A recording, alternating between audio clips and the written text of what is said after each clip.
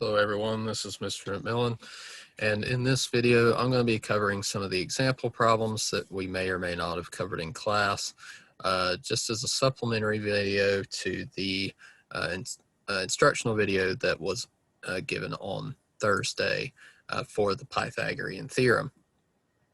So in this video we're going to be doing page 2 of the companion notes, numbers 3, 4, 5, and then 7 through 12. Okay. So in each of these problems, we're going to want to state if the three side lengths form a right triangle or if each triangle itself is a right triangle pictured in the diagram. So here's what we're going to do.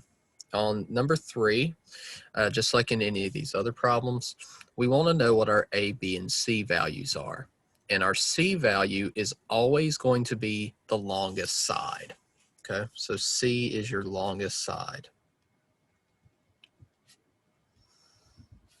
Okay, so here in number 3, we have 8, 31.5, and 32.5. Well, the largest side, the largest number is 32.5, so that would have to be our C value. Now, for A and B, it doesn't really matter which one you use as A and B, but I tend to prefer to use A as the short leg or short side and B as the middle side. Okay, so A is the short, B is the middle. So if we look here on number 3, we see that our A value should be 8 and our B value should be 31.5. Now, since we want to determine if these are a right triangle or not, we're going to use the equation A squared plus B squared equals C squared. A squared is 8 squared. B squared is 31.5 squared. And C squared is 32.5 squared. 8 squared is 64. And if you open up your calculator, hopefully you can see this, I don't know.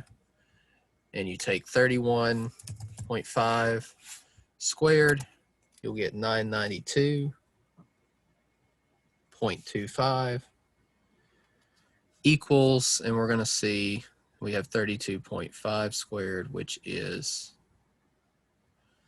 1056.25. So now we need to see if the two sides are equal. So we take 64 and add 992.25, and we get 1056.25, which is indeed the same thing as what we got on the right side. So this checks out. So yes, this is a right triangle.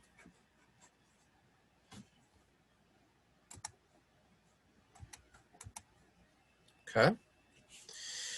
All right, let's look at number 3. Now, number 3 is a little bit trickier, and that's because of the presence of radicals in our problem here. But we're still going to do it the exact same way. We're still going to figure out what our B and C value are, and we're still going to do everything else the exact same way.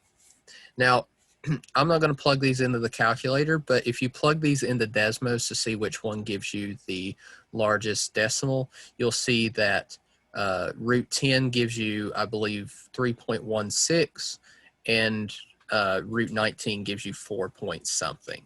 Okay, so in that instance, we would see that square root of 19 would be our C value, our A value would be 3, and our B value would be root 10.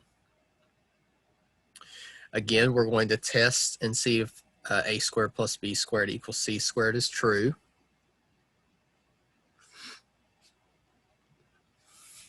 A squared is 3 squared.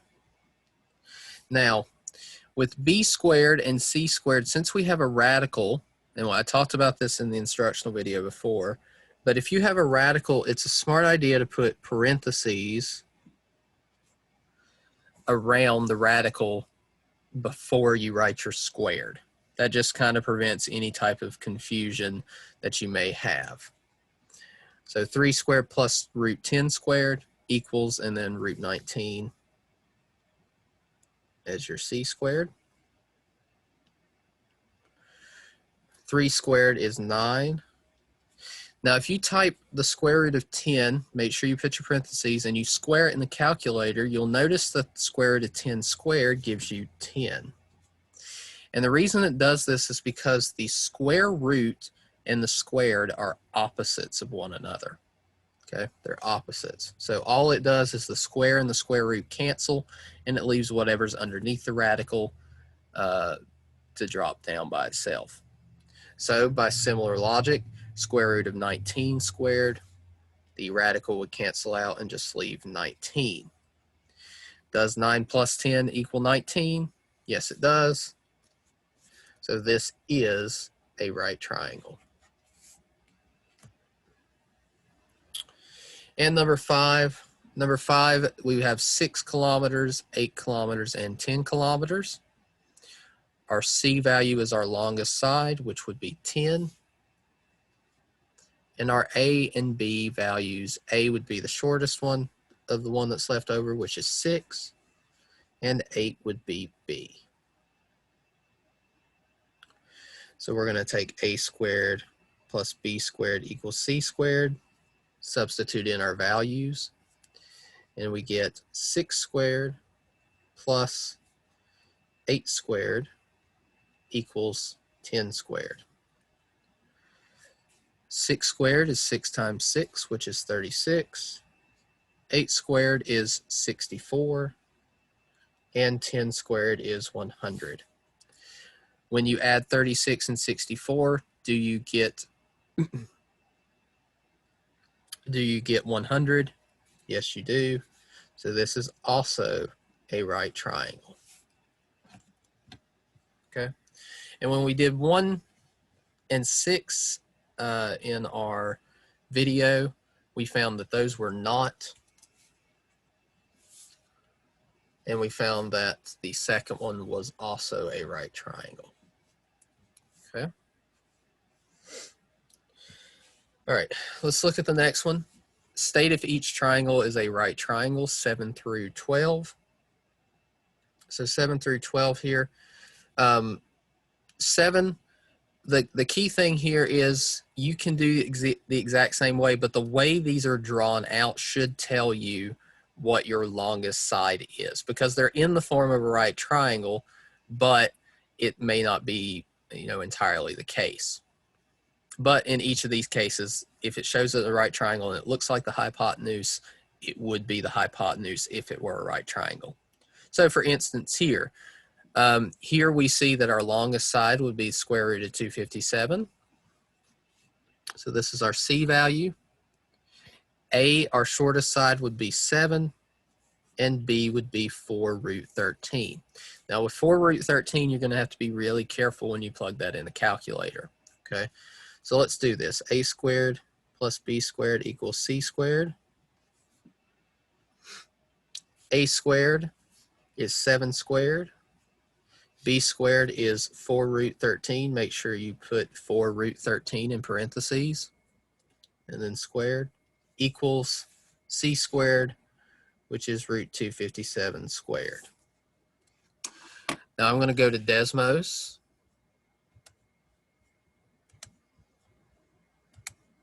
And I'm going to type in 4, in the parentheses, 4 root 13, and then squared. Okay? And that gives me 208 for that. And as you can see, I'm going to do the exact same thing with root 257 and 7 squared. 7 squared is 49.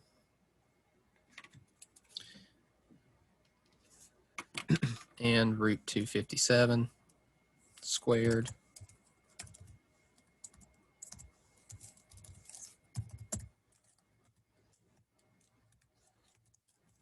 is 257. So when we write this out, this is what you'll end up with. 49 plus 208 equals 257. And when you add 49 and 208, this does give you 257. So yes, this is a right triangle.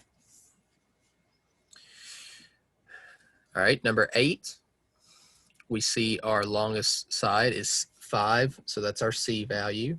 Our shortest is 3, and our middle is 4. A squared plus B squared equals C squared has to be true for it to be a right triangle. And now we just plug in our values. So we have 3 squared plus 4 squared equals 5 squared. 3 squared is 9. 4 squared is 16. And 5 squared is 25. 9 plus 16 equals 25, so this checks out. So yes, this is also a right triangle. Number 9, our C value is 5.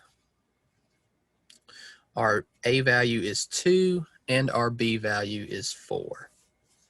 So testing A squared plus B squared equals C squared, we get 2 squared plus 4 squared equals 5 squared.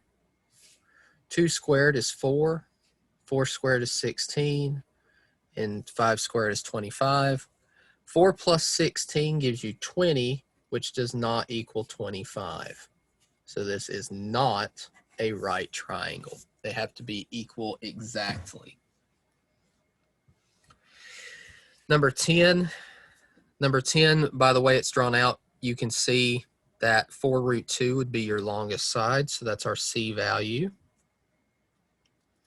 And 4 and 4, these two sides are both the same, so it doesn't matter which one you say is A and which one is B. Okay?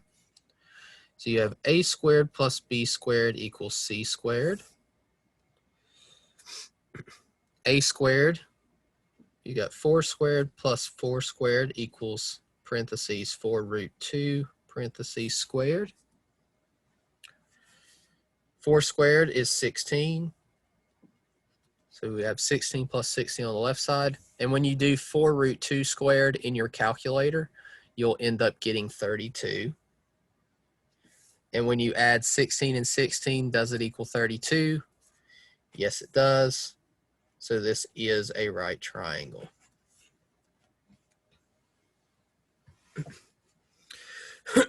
Number 11, our longest side is 17. So that's our C value. 10.2 is our shortest side, so that's A, and 13.6 is B. Testing A squared plus B squared equals C squared. You get 10.2 squared plus 13.6 squared equals 17 squared. I am going to have to bust out my calculator for this one. So 10.2 times 10.2 is 104.04 plus, and then we do 13.6 times 13.6, which is 184.96. And then 17 squared is 289. So now we have to see if this is true. So 104.04 plus 184.96 gives us 289. So that checks out. So yes, this is indeed a right triangle. And finally, number 12, the last one for this video.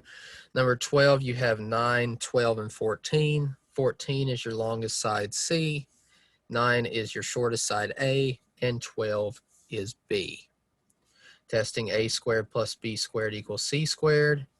You get 9 squared plus 12 squared equals 14 squared. 9 squared is 81. 12 squared is 144. And 14 squared is 196. 81 plus 144 is 225. Is 225 equal to 196? No, it's not. So this is not a right triangle. And that's going to do it for this video, guys. This was just some example problems on how to determine if 3 sides were a right triangle or not. In the next example video, I'm going to be going over the examples from page 3 of the notes. And page 3 of the notes is how to find missing sides using the Pythagorean theorem. And in that one, we will be going over numbers 15 through 18, and then 20 through 24, because we've already went over 13, 14, and 19. Thanks, guys, and I'll see you in the next video.